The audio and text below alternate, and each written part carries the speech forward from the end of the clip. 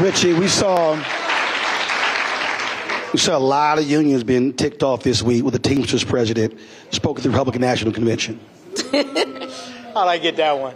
Yeah, I'm glad you got it. Bring it, Roland. Sure. And there were folks who were saying that wasn't a sign of loyalty, especially when it was Democrats that saved the Teamsters pension. The reality is, if you're a union, look, you want votes from both sides. What message did that send? And you still have to deal with the reality that that's a party that is absolutely opposing nearly every union effort in America. Yeah, I mean, first of all, can I just quickly answer the question before? Go ahead. Because my membership deserves to hear the answer to this. Go ahead. We are the only union in the country that let our membership vote and tell us who we were going to endorse. And my membership endorsed Joe Biden.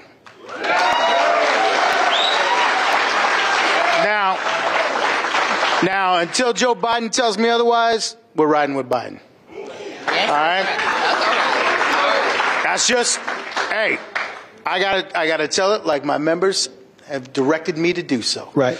As far as Sean O'Brien, I know him well, actually, and I'm not sure where the idea or who advised him or why he thought that was a good idea.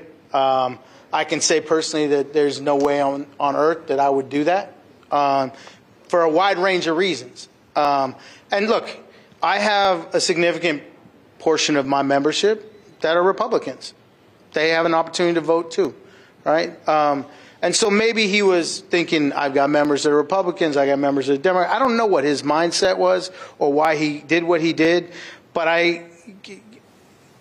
the problem with that is that he compared Democrats and Republicans and when it comes to labor, and there is no comparison.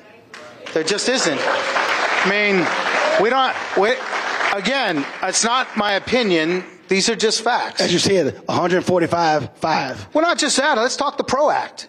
Yeah. All right? The PRO Act is the most pro-union legislation. Okay, there's somebody at home, somebody watching, listening. They don't know what the PRO Act is. What is it? It's about making organizing, just to simplify this, making organizing more realistic and easier to do. Got it. And, you know, it's not like a huge advantage, but it changes the dynamic so that it makes it more of a possibility. It's the most progressive language in that regard for the labor movement in my lifetime, okay? And there are 48 senators that have signed on to the PRO Act, and they're all Democrats, every single one of them. Republicans, by the way, out there listening, if you're listening, by all means, sign on. We'd love to see you. We want you on that sheet, just like those congressmen that signed on to our letter with Delta. You support us, we'll support you. But that doesn't happen. That's just not a reality. I mean, look, whatever your personal views are, if you're talking about from a labor point of view, there's only one party that supports us. But not completely. There are those random folks out there. There are a couple of them that have been supportive. But it's very rare. And, you know, you can, do not take my word for it. Whatever you're doing. I'm looking at the camera. Don't trust what I'm saying. Go look up their voting records. It's very public. You can see what people's voting records are on labor issues. Like I saw when Trump picked J.D. Vance, I saw something in this person was like, oh my God, he's great for workers. Then the AFL-CIO put out a graphic and it was like 0, 0. Yeah, I mean like, so it's kind of hard to say you're great for workers.